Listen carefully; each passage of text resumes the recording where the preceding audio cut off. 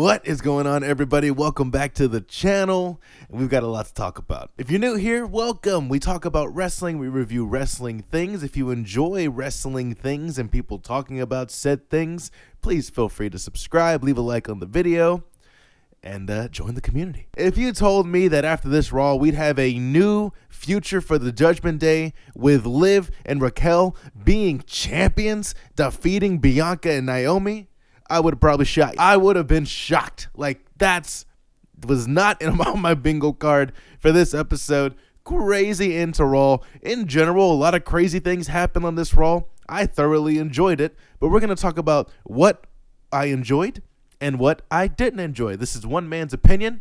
Please share yours down below. Without further ado, let's go through Raw. We're going to be talking about everything that happened. That means we're going to be talking about the good. We're going to be talking about the bad, and of course, the shocking title change at the end of the show that I just spoiled. But before we get to all of that, we have to talk about the beginning of the show, and they wanted to start hot, and they decided to start with the most popular, most loved man in the entire world. That is Logan Paul. So, of course, he comes out, and even though he's from Ohio, he still gets a roar of boos.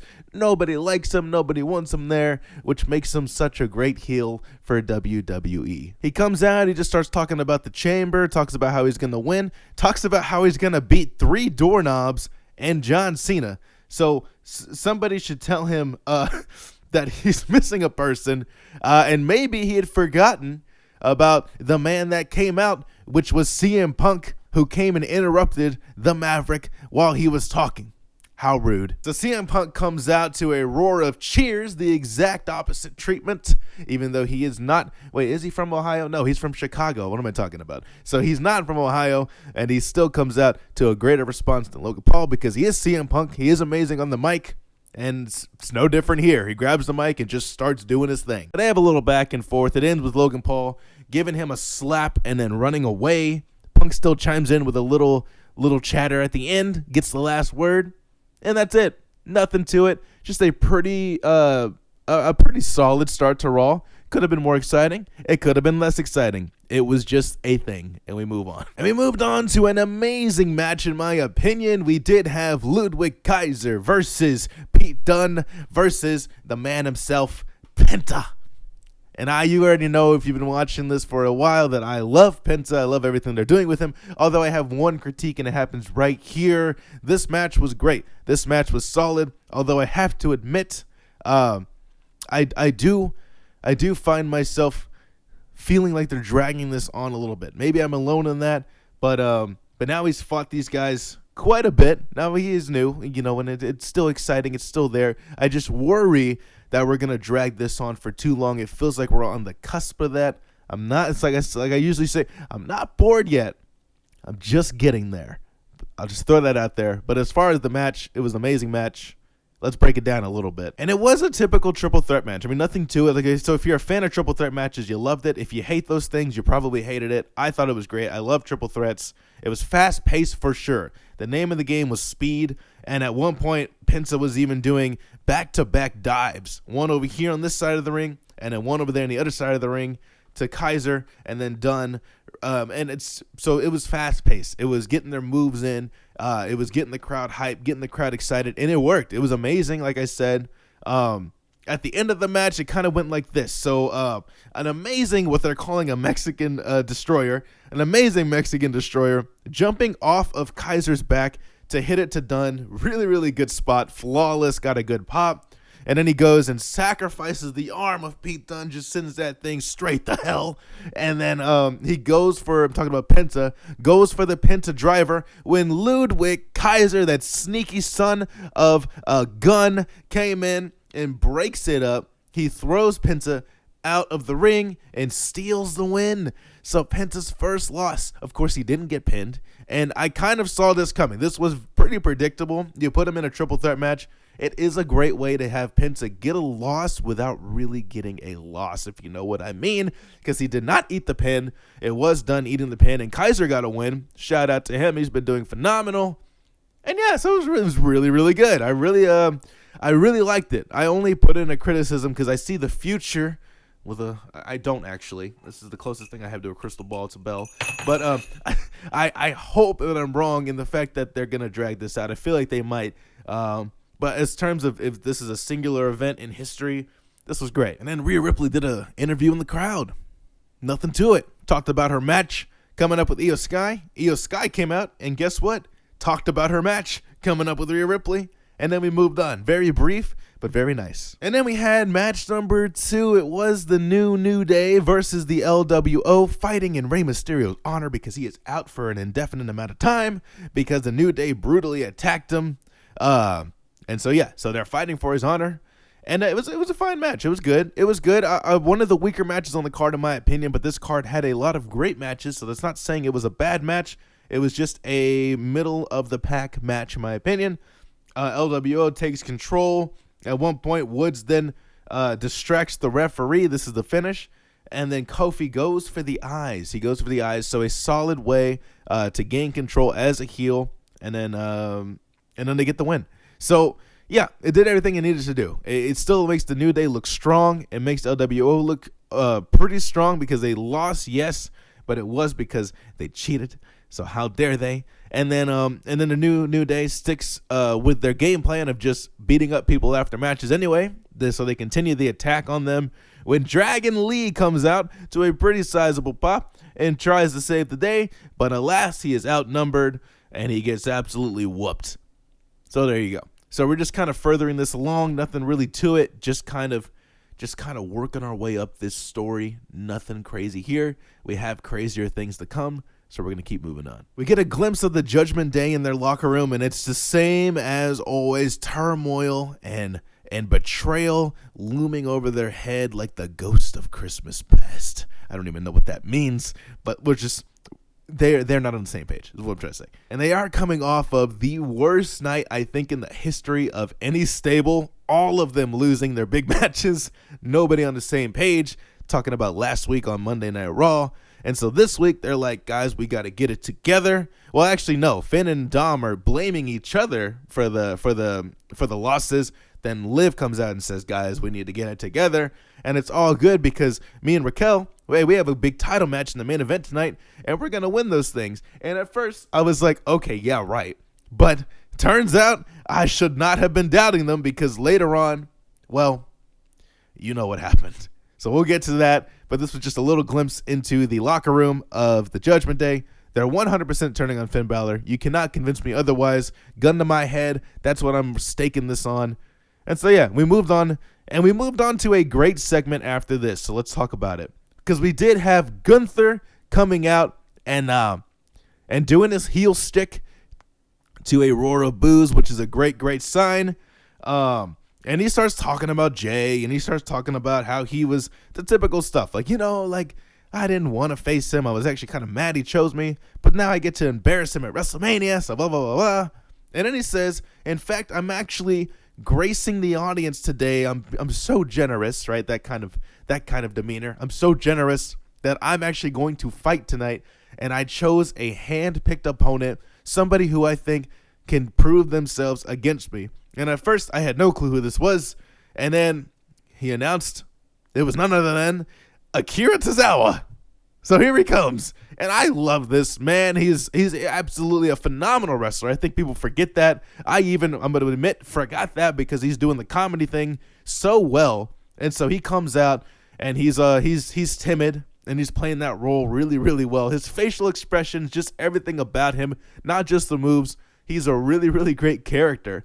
And I think one that we can absolutely get behind for a huge underdog run later on. And if you looked at the comments on the YouTubes and everything, I'm not the only one with that opinion.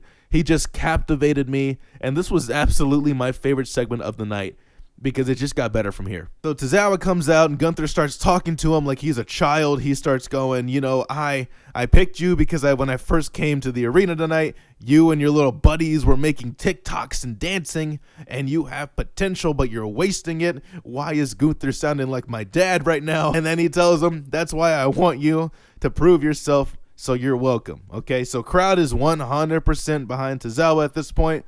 They start the match as he's shoving him, and Tozawa comes out swinging. He hits him with a kick and a just huge pop, And this whole time, the crowd was just like, including me, yes, I want to see this. Did we think Tozawa was going to win? Absolutely not. But you really wanted him to. And that's how you know you have a great story right here. It's just the typical bully picking on the underdog. And we all want the underdog to give the bully his comeuppance. But it was not today. And Tozawa sells all of Gunther's moves like he's getting hit by a locomotive. Like he is. There's one point where Tozawa is actually picking up some steam. Crowd's getting behind him, and he gets booted out of the arena, dude. He gets booted out of his shoes. It looked absolutely brutal. And that would continue. Every move he did, whether he was throwing him around, whether he was giving him a clothesline or a chop, he was jumping around and flopping around like a fish out of water. It was so good. How many metaphors and similes can I put into this thing? But what I'm trying to say is, you got to check it out. Because Tozawa is so good in this role. And he, like I said before, absolutely deserves a underdog push of a lifetime. So good. But of course, it was not to be, like I said. Gunther slams him down, goes for the pin, and just like a cheeky little heel, decides 1, 2, picks up his head, says it's not enough, and decides instead to choke the life out of him and try to kill him in front of thousands of witnesses. But whatever. So then Tozawa gets choked out and then loses, but then he gets him and tries to choke him some more when Otis comes in the ring, and we all love Otis too. So he comes to the aid of Tozawa. I never want this team to break up. They're so good together. He does the most devastating thing he could think of. He starts stripping down naked, and that is when Gunther decides to leave, because that's a pretty reasonable choice. But it was all a ploy, because when Otis turns his back, Gunther comes back and attacks him from behind and starts choking him out like a little coward. And when you think all hope is lost, you think there's no way anybody's gonna stand up to this man, to this bully, Jey Uso's music comes out, and he comes yeeting down the ramp, and he has a couple of things to say to Gunther called hello and goodbye. It's so stupid. Comes out and chases Gunther off, and then and he's standing up all nice and proud. Everybody's yeeting. Everybody's having a good old time. Great segment. I was hooked all the way through. I wasn't even taking notes. I was just watching and being thoroughly entertained. My favorite segment of the night. I love this. 10 out of 10. And we continued with the awesomeness, dude, because we had Dakota Kai versus Lyra Valkyria for the Intercontinental Championship, and it was just amazing. It was just amazing. So, I mean, I'm thoroughly behind both of these competitors. Now, I know a lot of people are saying Dakota Kai should be the champion, but I think they made a good choice with Lyra. I think let her ride this for a little bit, and eventually Dakota's going to get her chance. I absolutely believe that, but for now, we're following that bird all the way until she crumbles. And I don't think that'll be for a little bit. So I think we're going to be on this train for a while. Up to like next week and she's lost it.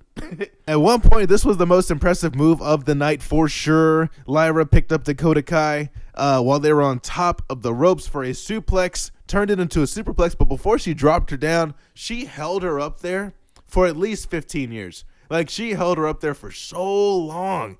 And the crowd just kept getting louder and louder and louder, and then finally dropped her back.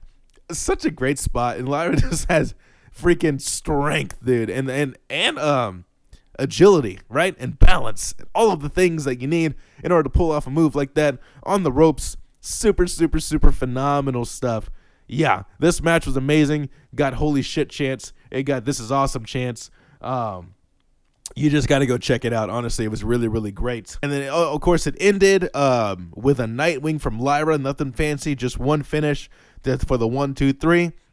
And that was it. Now, it was a short match. Absolutely very short. Could have gone a little bit longer. But honestly, for how short it was, they sure maximized their minutes. It was really good. They made the most of what they had to work with. 10 out of 10 again. So good. After it was over, Ivy Nile came out and attacked Lyra Valkyria, so we're setting that up. We're planting seeds. It's a beautiful thing. It's amazing in the winter wonderland of WWE.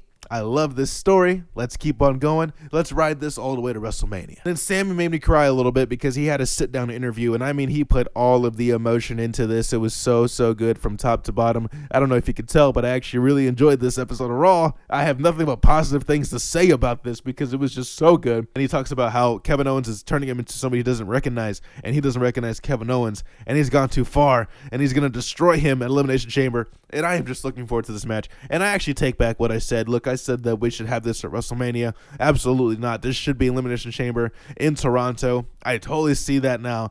I have been changed. I have seen the light, and I see that we are going to be in Toronto. It is like their WrestleMania. It is going to be them too. And I mean, even if they main evented, I would not be surprised. Like, it would be so good. The crowd is going to be absolutely electric. Of course, it isn't sanctioned, so we can't talk about it. It's not actually happening, if you know what I mean. Wink, wink.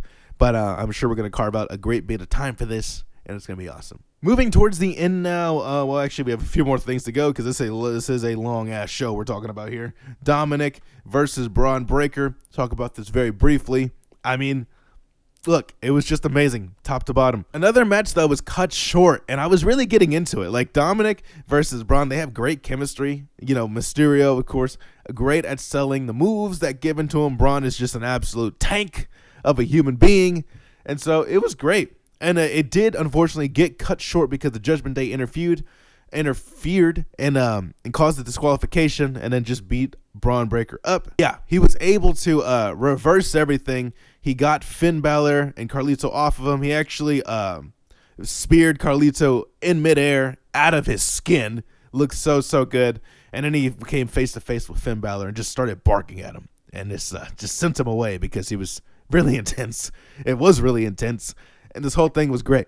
So, really quick segment. Nothing crazy. Nobody won. Nobody lost. But it just makes everybody look very strong, especially Braun Breaker. Loved it. Sadly, if I had to look at the whole thing, this next segment, which it should never be this way, was probably the one that didn't really need to be here out of everything that happened on Raw. But it was our WWE champion Cody Rhodes coming out and taking some time. He comes out and talks about the offer that The Rock made him, which was, okay, I guess so. You know, I guess that's a real offer. Sell your soul for 500 million Instagram followers and some movie deals, maybe. Whatever. It's starting to kind of not make sense. I'm not going to lie, but we're going to keep on riding this thing and see where it goes.